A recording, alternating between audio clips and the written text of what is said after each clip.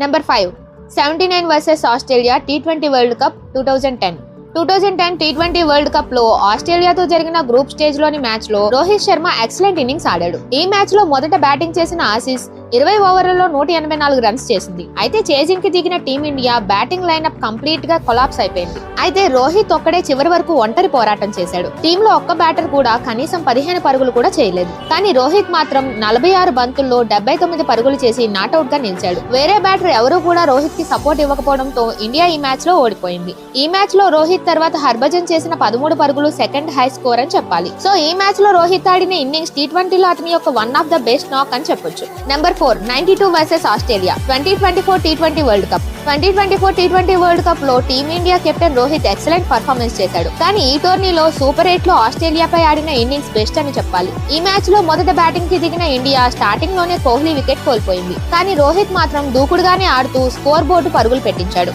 కేవలం 19 బాల్స్ లోనే half century complete చేశాడు. ఆ తర్వాత కూడా అటాకింగ్ గేమ్ ఆడిన రోహిత్ కేవలం 41 బాల్స్ లో 92 పరుగులు చేయడంతో ఇండియా 205 పరుగులు భారీ స్కోర్ చేసింది. ఈ మ్యాచ్ లో ఇండియా గెలవడంలో కీ రోల్ ప్లే చేయడంతో పాటు సెమీస్ కి చేరేలా చేశాడు. ఈ నాక్ అయితే ఇండియన్ ఫ్యాన్స్ కి ఎప్పటికీ గుర్తుంటుంది.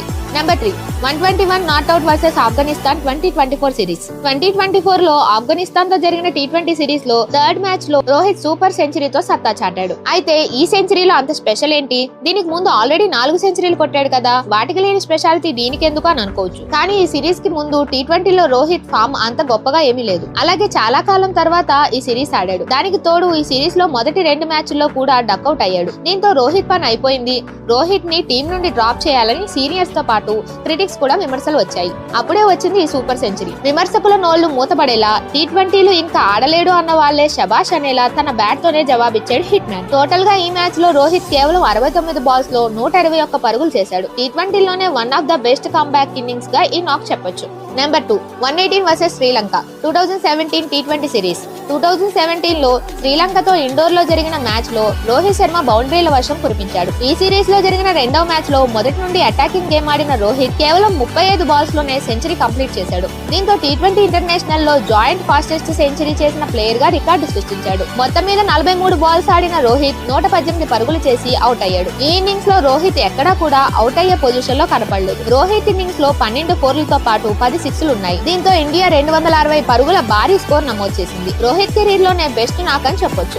Number 1 50 versus south Africa 2007 T20 world cup 2007 T20 world cup లో సఫారీతో జరిగిన గ్రూప్ స్టేజ్ మ్యాచ్ లో యంగ్ రోహిత్ శర్మ బ్రిలియంట్ నాక్ ఆడాడు. ఈ మ్యాచ్ లో మొదట బ్యాటింగ్ కి దిగిన టీమిండియాకి మంచి స్టార్ట్ వచ్చింది. కానీ తర్వాత బ్యాటర్స్ అందరూ వరుసగా అవుట్ అవడంతో ఇండియా టీం 61 పరుగులకే 4 వికెట్లు కోల్పోయింది. అప్పుడే బ్యాటింగ్ కి వచ్చిన రోహిత్ డీసెంట్ బ్యాటింగ్ చేశాడు. టోటల్ గా 40 బాల్స్ ఆడిన రోహిత్ 50 పరుగులు చేశాడు. దీంతో టీమిండియా 153 పరుగుల డీసెంట్ స్కోర్ నమోదు చేసింది. రోహిత్ ఆడిన ఈ ఇంపార్టెంట్ నాక్ ఈ మ్యాచ్ లో టీమిండియా గెలిచేలా చేసింది. ఇక్కడ రోహిత్ ఆడిన నాక్ ముందు చెప్పిన నాక్స్ కంటే చిన్నదైనప్పటికీ సిచ్యువేషన్ ని బట్టి చూస్తే ఇది బెస్ట్ నాక్ అండర్ ప్రెజర్ అని చెప్పాలి. రోహిత్ శర్మ ఫ్యాన్స్ ఎవరన్నా ఉంటే హిట్ మ్యాన్ అని కామెంట్ చేయండి.